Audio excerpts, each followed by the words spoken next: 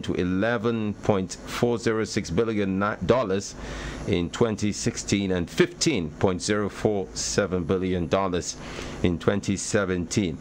Now, out of the current total figure of $15.047 billion, the federal government accounts for $11.106 billion, or about 74%, while the 36 states of the Federation and the Federal Capital Territory were responsible for about $3.94 billion, or 26%. The federal government and the state government's shares of the debt stock grew from $7.349 billion and $3.369 billion in 2015 to $7.84 billion and $3.568 billion in 2016, as well as $3.94 billion and $11.106 billion in 2017. Further breakdown of the country's foreign debt by the MBS include $9.67 billion as multilateral debt, $218.25 million as bilateral AFD, and $5.15 billion from the Exim Bank of China credit to the federal government. Barrister Idris, like I said at the beginning of the program, this is quite a technical topic. How technical is the decision of the federal government on managing a debt crisis of this magnitude? I mean, it just grew sharply at some point. Take a look at, from $11.406 billion in 2016, it grew straight up to $15.047 billion in 2017. Thank you, Peter. For me, I think it is expected. Why do I say this? If you look before now, most of, in fact, at one time, we were informed that if care is not taken, we'll start borrowing even to pay salaries. This was clearly stated by the former Minister of Finance. Looking at the railway system, which we are really focusing on in terms of transportation, a lot of this money being borrowed is to facilitate transportation nationwide. And if you look at it from that angle, that is why I said it's expected that the debt profile will rise, given the fact that the oil which we rely on has really dwindled down, and it's not even the marketability of the oil itself at one time was an issue. So if you look at the whole structure, since we are relying on one single, product for our international, for our survivor, that will definitely affect, the income. Again, if you look at the debt profile, what is our foreign reserve? I think we also need to try and equate this, because the foreign reserve, to my understanding, has also increased a little. So given that we are indebted, and the money is not being spent to pay salaries as we thought it would be, is used to, for infrastructural development. We talk of roads, we talk of railway, and all of that. So, and even electricity. So, given all of these, issues surrounding the structural development, like I said, definitely financing some of this will need foreign, debt for us to do this. And remember, not quite long ago, almost 33 states couldn't pay worker salaries and pension arrears. The federal government had to do bailout fund twice to assist states to, pay salaries. So it's a technical area. So invariably, on the issue of the bailouts, yes, Olive. Also quite shocking to hear that. To hear allegations, read on papers that some states did not properly utilize the bailout fund. In fact, NLC came out yesterday to say about 6 states states did not utilize even the last Paris fund refund. So I think now to ensure we don't borrow or we don't give bailout and then people just spend it on whatever they think they want to use it for. To ensure they use it for the proper reason it was given, there is need for government to also monitor and investigate how these states spend the money. From what you read, there is obviously a rise from 2015, $10.718 billion in 2015 to 11.406 billion in 2016, and now we are up to 15.047 billion in 2017. And on the streets, the rising concern on the streets from the people I speak with is not that the debt is increasing, but how do we utilize the money we borrow? Do we invest in money-yielding projects? Because when you borrow, you're expected to at least invest in projects that will yield money for the country. If we invest in this project, at least we now know that, okay, we borrow this amount, we are going to make this amount in so time to come. And then there's also another concern, which is government expenditure. I think there is rising concern on the street that sometimes that there is need, let me just put it like this, that there is need for government to cut down on expenses. Like a lot of people are beginning to advocate for part-time legislature and all that, just as a way to reduce the cost of governance, so that we don't borrow to, so that we know that when we borrow, we are investing it in capital projects that will end up yielding money for the country. But I mean, invariably, you're saying that some of these things that you've listed are responsible for the high debt profile, because we need to finance governance, we need to finance salaries of workers, we need to finance so many other things.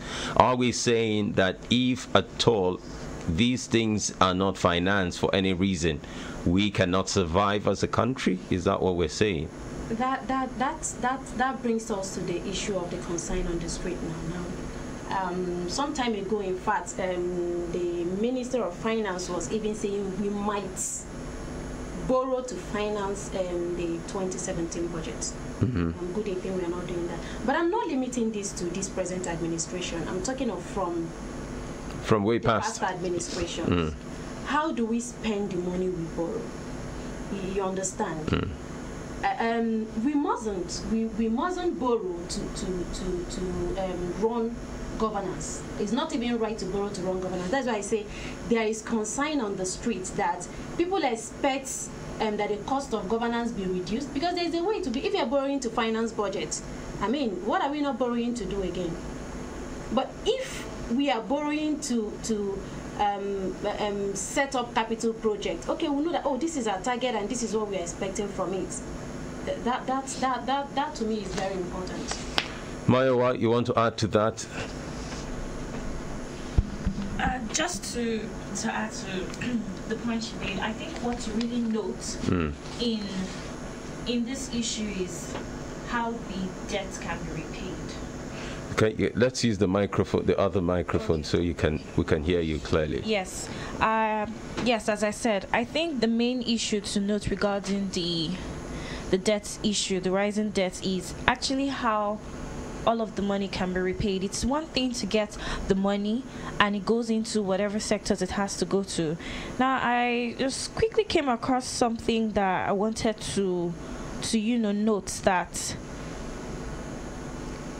the Nigeria's public debt might still be at the moderate level. The trajectory is highly vulnerable to revenue shocks, given the low revenue base and high debt service burden. So really, what we need to notice is there a possibility Nigeria can maintain what is going on, the debts coming in, and how to repay them back from whatever is borrowed? Let me quickly add something, and that is also in line with the point I was trying to make earlier. And when I was going through this story on Tuesday, I saw a very interesting input by the president of Association of Nigerian Licensed Customs Agents, Prince Olayiwola Shitu. In his words, he said, spending not directed at the right project and infrastructure could lead to more economic issues.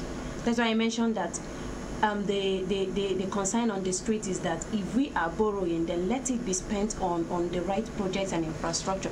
And then the former senior special advisor to former President Goodluck Jonathan on maritime matters also spoke on these issues. He said, if the borrowed money are being used to boost agriculture, because there are obviously a lot of things that can bring in money for the, it's being used to boost agriculture, small, medium enterprise, sustain power, to increase production, because when power is sustained, production anyway, I'm afraid I'm going to have to cut you off there. When we come back from the commercial break, we will take a look at that. I see Barrister Idris also itching to talk about the same issue.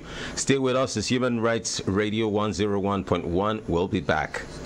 Investment. Daddy, you, which one I be future investment again now? Issa, I think say it don't finish, but it never finish at all. Premier Heights still get service plots for Premier Heights Model Estate inside Mount Horeb Metropolis for sale. Mount Horeb Metropolis now for both low and medium income earners. The Metropolis get big space for university, housing estate, an opportunity day where you fit take invest, where go give you better money for future. Make you connect with this Premier Heights Future Investment now, cause now so much money we start from only 100,000 naira. You go fit take get plot of land. Join us for site inspection every Saturday. Make you call 0809-227-7550 or 0809-226-6550. Premier Heights office day for suit DA13 at Post Parklight Mall opposite Winners Chapel, Durumi, Abuja. Our numbers again now 0809-227-7550 or 0809-226-6550. Welcome back to X-Ray on Human Rights Radio 101.1 FM. If you're just joining us, we've been talking about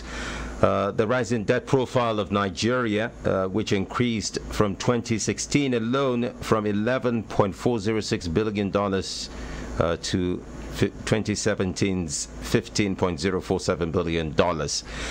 Barrister Idris, I mean, you were trying to take a lead in this discussion, and I remember you mentioning before we went on a break, Olive, clearly the man on the street is concerned, and statements from stakeholders saying if there's a need for us to take monies from anywhere outside this country in the name of borrowing, then it's got to be redirected to other sectors like agriculture and all of that. Barrister Idris. There is really need to boost local production. Rice alone, I know how much the country spend in importing rice and and some of all these other things. So if we can boost local production, I think the man on the street will be happy. Yeah, I just want to take it from where Olive stopped. If you look at the rice production in itself, we've been spending well over 3 billion naira importing rice into Nigeria. Some weeks ago, I think the vice president went to launch a meal in Katsina. Something is happening like that also in Kano, in Abakaliki, in Nasarawa. All of these are geared towards self-sufficiency in rice production. And I think if we take this forward, it will increase, even exporting our own local rice. That will happen in the next 2 to 3 years to come. That is a plus because it's part of. But what about the power sector? One key area that has been neglected well, I wouldn't say neglected, but we haven't seen much improvement in terms of power supply. I think for some time now there's improvement, but I would like to say we have. Is it not the rainy season? Yes, that's where I'm going to. We have some issues. Structural issues. If you look at some of the equipment that were imported way back when this issue started, they were substandard. And by the time you you release the number of energy we have and say you want it, some of these equipments will just melt down, and that's a big challenge. It boils down to the issue of being sincere in whatever we are doing. Again, I don't want to go into electricity. In the area of agriculture alone, some states have started doing something around cashew production, exporting cashew nuts and all of that. That's massive plus. If you look at palm oil, before now we used to be number 1 in palm oil production, but Malaysia took over. But now I think this and area working call, and some states have started doing something around that area. And before you know it, production will start and exportation of this will start. So it's all about good. One very key important thing is not to borrow to pay salaries. If we borrow to invest in the area that will boost the economy, that's a massive plus. The central bank released our foreign reserve. For the first time in 2 years, the foreign reserve has hit up to $32 billion. That too is a plus because of the export we are experiencing in the areas of agriculture and all of that, exporting yams and all of that, has also boosted the economy, and we are getting increase in foreign reserve. But like I said, most of this borrowing are geared towards the railway line, to enhance better transport, good transport, rail-wise. Somebody can be in Kaduna, you work in Abuja. We have experienced that over time in foreign countries. Some of us who were fortunate to have traveled or worked or schooled over there. You are working, for instance, you stay in somewhere called Amersham, far north of London, and you are working in London. If you go by road, it will take you not less than 4 hours. But if you go by rail, 30 minutes, 45 minutes, you are in London. That can happen if the rail system that we are borrowing money to finance is put into use. Transporting of massive equipments can be done by rail. It will save even our roads, because if you travel from Abuja down to Edo State, for instance, it's an eyesore. Because of the massive weight. But 3 years of consecutively of high debt profile, is that good for a country like Nigeria? What are we borrowing the money to do? That is the big question. Are you saying that by 2018 we'll expect another rise? No. It will get to a stage where you won't borrow again. What you have borrowed is what you use in financing all this project. It's like the railway which I'm talking about. We know it's a massive investment. You invest in railway, transportation is ease off, then people can travel easily, and even the safety is there. In terms of, say, you are on the road, kidnapping and all of that, these are all issues that I think the government, we should give them a plus in this area, honestly speaking. Like I said, our foreign reserve has hit $32 billion above. And this has not happened in the last 2 years. It has not happened, but it's happening now. So it's a plus, though we are borrowing to finance projects. When we didn't borrow, we were still, having so many difficulties in terms of infrastructural development, investment in agriculture, and so many other sectors. How sure are we that this will be a more positive or yield a more positive impact in the lives of Nigerians? I mean, this is something that has existed over time. Yeah, for the first time, I think we are having a kind of the people are getting more aware that we need to hold ourselves accountable. I say it. Our major problem is if you cannot count, you cannot account. Now we have started counting numbers, knowing how much we have borrowed, know what the money is being used for. Then we can now hold the government accountable and say, this money you expended on this area, can we see the result in the next few years? My colleague said something very vital a while ago, like financing our National Assembly, the amount of money that is being used to run that. We can do something that maybe we make it a kind of not a full-time legislative assignment, make it part-time. When they have something to do, they come down and do whatever they want to do, and they go back. You pay them certain allowance, not paying full salaries and all of that. It's happening in other parts of even Africa. It's one way to reduce heavy spending by government. So we need to look at options, it's a